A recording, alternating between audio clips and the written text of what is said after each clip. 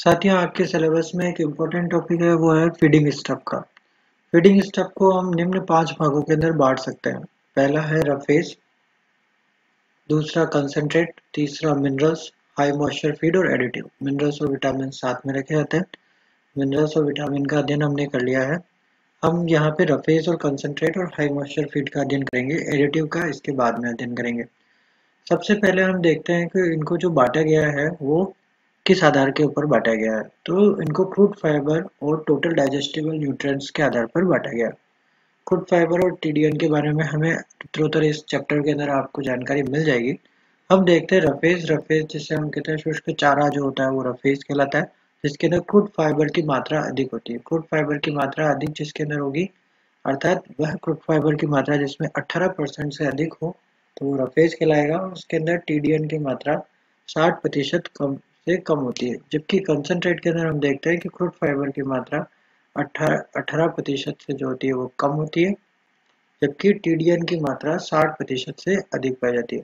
Roughage और concentrate के अंदर मुख्य रूप से यही अंतर है कि जो रेशे का जो भाग है वो रफेज में ज़्यादा होगा और रेशे का भाग जो है कंसंट्रेट के अंदर कम होगा। इसी तरह से हम अगर कंसंट्रेट को भी हम आगे विभाजित करा जाए तो कंसंट्रेट दो प्रकार का होगा। एक तो पहले प्लांट ओरिजिन, जो कि प्लांट से प्राप्त हुआ है। दूसरा एनिमल ओरिजिन। प्लांट से जो प्राप्त हुआ कंसंट्रेट है उसके अंदर क्रूड प्रोटीन की मात्रा कम होती है, अर्थात मैक्सिमम 47% से ज़्यादा क्रूड प्रोटीन प्लांट से ओरिजिन में नहीं पाया जाता। सबसे पहले हम देखते हैं सोयाबीन की खल या मूंगफली की खल, जिसके अंदर क्रूड प्रोटीन की मात्रा जो है 47% से कम पाई जाती है।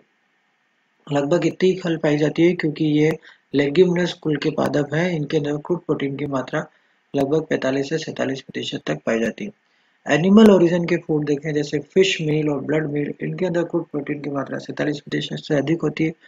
ब्लड मील के अंदर लगभग 95%, जबकि फिश मील के अंदर 80 से 90% तक क्रूड प्रोटीन की मात्रा पाई जाती है। एक और प्रकार से अगर उनको एनर्जी के आधार पर हम विभाजित करें तो हम पाते हैं कि एनर्जी रिच जो क्रूड प्रोटीन है उनमें 20% से कम मात्रा के अंदर क्रूड प्रोटीन पाई जाएगी, जो कि एनर्जी रिच होते हैं। जैसे अनाज, फ्रूट्स, दालें, इनमें सब कार्बोहाइड्रेट की मात्रा अधिक होती है, इसलिए 20% से कम क्रूड प्रोटीन पाया जाता है। जबकि प्रोटीन रिच कंसंट्रेट अगर हम देखें तो 20% से अधिक उनमें क्रूड प्रोटीन पाया जाएगा, जैसे दालों की चूरी इत्यादि।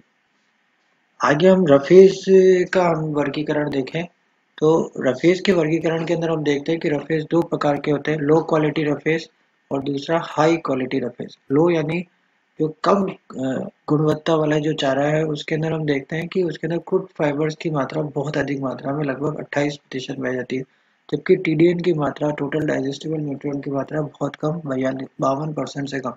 स्ट्रा, हस्क, हल, इन ये सभी लो क्वालिटी के रफेज कहलाते हैं, जिनमें 52% से कम टीडीएन पाया जाता है।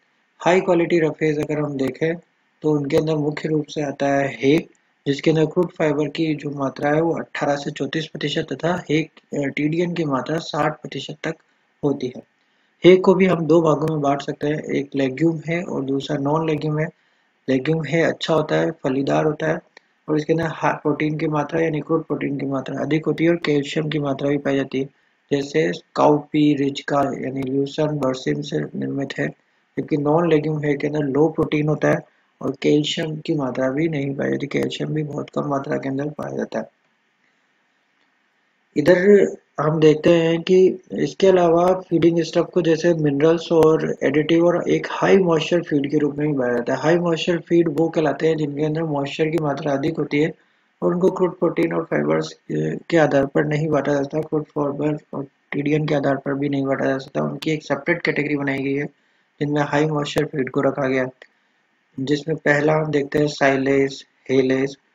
साइलेज के अंदर मॉइस्चर की मात्रा अधिक होती है। इसी तरह से गुड़, चारा, पत्तियां, root crops, skim milk, by product from the breweries and distilleries, जिसको हम बेगेसी या शराब या आसवन इंडस्ट्री से प्राप्त होने वाले प्रोडक्ट, ये सभी हाई मॉइस्चर फूड कहलाते हैं। इसके बाद हम कुछ न्यूट्रिशन की कॉमन टर्म्स को हम देखते हैं जिनके बारे में लगातार प्रश्न भी पूछे गए हैं। इनमें सबसे पहले हम देखें तो वो है स्टोवर। स्टोवर क्या होता है, जिसे हम सामान्य भाषा में डंठल कहते हैं। किसी भी पौधे का वह भाग जिसकी पत्तियां और पुष्प न रह जाए तो उसे सामान्य भाषा में डंठल कहते हैं, जैसे मक्का का डंठल या जिसे ठूठ भी कहते हैं। बैगेसी, गन्ना फैक्ट्रियों से गन्ने का रस निकलने के पश्चात जो गन्ने का फाइबर युक्त भोज्य पदार्थ रह जाता है, मीठा भोज्य पदार्थ, उसे हम बैगेसी कहते हैं। इसका ट्रीटमेंट करने के बाद पशुओं को खिलाया जा सकता है। फिर इसके बाद हम देखते हैं हल। हल जो है मटर, दालें, कपास के बीज, अरंडी आदि के बीजों का जो छिलका या बाह्य आवरण होता है उसको हम हल कहते हैं। हल बीज के खोल को कहते हैं एक तरह से। इसी तरह से एक चीज आती है हस्क। हस्क क्या है? हस्क अनाज की चापड़, चावल की चापड़ को हम हस्क कहते हैं। ये एक तरह से अनाज का छिलका जो होता है, रेशेदार छिलका, वो कहलाता है, उसे हम हस्क कहते हैं। इसी तरह से एक टर्म आती है सोइलेज या जीरो गेजिंग या सोइलिंग। इसमें क्या करते हैं कि चारागाह से वनस्पति को काटकर हरा चारा पशु को अपने स्थान पर लाकर खिलाते हैं। तो इसे हम सोइलेज या जीरो गेजिंग या सोइलिंग कहते हैं। इसके अंदर जो चारे की फसल है वह नष्ट नहीं होती, स्टॉल फीडिंग भी इसे हम कहते हैं। आगे हम देखें तो प्रॉक्सिमेट एनालिसिस, जिसके आधार पर हम किसी भी खाद्य पदार्थ या फीड स्टॉक को उसके मूलभूत समूहों के अंदर बांटा जाता है, उसका अध्ययन हम करते हैं। प्रॉक्सिमेट एनालिसिस की खोजकर्ता विल्हम हॉर्नबर्ग और फ्रेडरिक स्ट्रोमैन थे। इन्होंने फीड को 6 मूलभूत समूहों के अंदर बांटा, अर्थात जो राशन है उसे हम 6 मुख्य भागों के अंदर बांट सकते हैं। विलियम हॉर्नबर्ग और फ्रेडरिक स्ट्रोमैन ने इन सभी को, जिसको उन्होंने बांटा, उन सभी को उन्होंने प्रॉक्सिमेट प्रिंसिपल कहा, जिसके आधार पर उन्होंने इनको बांटा। प्रॉक्सिमेट प्रिंसिपल के आधार पर 6 जो प्रमुख चीजें हैं वो है वाटर, दूसरा ईथर एक्सट्रैक्ट, तीसरा क्रूड फाइबर, चौथा क्रूड प्रोटीन, पांचवा टोटल ऐश और छठा नाइट्रोजन फ्री एक्सट्रैक्ट। इस तरह से 6 भागों के अंदर बांटा। 6 भागों को फीड में किस तरह से बांटा और किस तरह से उन्होंने प्रयोग किया वो हम देखते हैं। सबसे पहले फीड को लिया और उसको गर्म किया। गर्म करने से उसका मॉइस्चर सारा निकल गया, यानी वाटर परसेंटेज जो है सारा निकल गया, और बचा जो है भाग वो ड्राई मैटर कहलाया। ड्राई मैटर के अंदर 2 भाग थे। एक तो इनऑर्गेनिक भाग, जिसे हम अकार्बनिक भाग कहते हैं। अकार्बनिक भाग सारा भाग जो है वो ऐश का निर्माण, यानी राख, यानी टोटल ऐश, कुल राख का निर्माण अकार्बनिक मैटर से हुआ। जबकि ऑर्गेनिक मैटर जो था उसको 3 भागों के अंदर बांटा गया। ऑर्गेनिक मैटर के अंदर 3 भाग थे, एक तो प्रोटीन, दूसरा ईथर एक्सट्रैक्ट और तीसरा कार्बोहाइड्रेट। एक तरह से carbohydrate, ether extract. Ether extract वह भाग है, वह भाग जो कि ईथर में घुलनशील होता है, इसे हम वसा कहते हैं। ये एक प्रकार की वसा का भाग है। इसी तरह से तीसरा जो है क्रूड प्रोटीन। क्रूड प्रोटीन के नीचे लिखा है नाइट्रोजन इंटू 6.25, अर्थात नाइट्रोजन की मात्रा ज्ञात करके उसको 6.25 से गुणा कर दिया जाए तो वो क्रूड प्रोटीन की मात्रा ज्ञात हो जाती है। इसे हम आगे भी देखेंगे। कार्बोहाइड्रेट को 2 भागों के अंदर बांटा गया। पहला भाग तो नाइट्रोजन फ्री एक्सट्रैक्ट और दूसरा क्रूड फाइबर। इसे हम नीचे भी देखते हैं। यहाँ हम देखते हैं कि पानी जो है, जल, वो हरी पत्तियों में सबसे ज्यादा, या हरे जो पदार्थ हैं उनके अंदर, हरे फीड स्टफ है उनमें सबसे ज्यादा 80% तक पानी होता है। हरी पत्तियों में, हरी घास में 75% तक, जबकि स्ट्रा या खाकला जो सूखा चारा होता है उसके अंदर 10%, और कंसंट्रेट जो भी जितने भी हैं उनमें लगभग 8 से 10% तक ही वाटर पाया जाता है। क्रूड फाइबर हम देखें जो हमने बांटा था, हम देखते हैं यहाँ पे कार्बोहाइड्रेट को 2 कैटेगरी के अंदर बांटा गया है। पहला क्रूड फाइबर और दूसरा nitrogen free extract. Crude fibre का निर्माण सेलुलोज, हेमीसेलुलोज, लिग्निन, पेक्टिन इत्यादि निर्माण करते हैं। यह पादप कोशिका की दीवार बनाने का काम करते हैं। ये सभी क्रूड फाइबर का काम करते हैं। क्रूड फाइबर जो है वो डाइजेस्टिबल केवल और केवल रूमन के अंदर द्वारा बैक्टीरिया से डाइजेस्ट होता है। ह्यूमन इन्हें डाइजेस्ट नहीं कर सकते। दूसरा पार्ट जो होता है वो नाइट्रोजन फ्री एक्सट्रैक्ट होता है। इसे हम घुलनशील शर्करा इसके अंदर आती है, जैसे पेंटोस, हेक्सोस, स्टार्च, ग्लाइकोजन इत्यादि सभी नाइट्रोजन फ्री एक्सट्रैक्ट वाले भाग के अंदर आती है।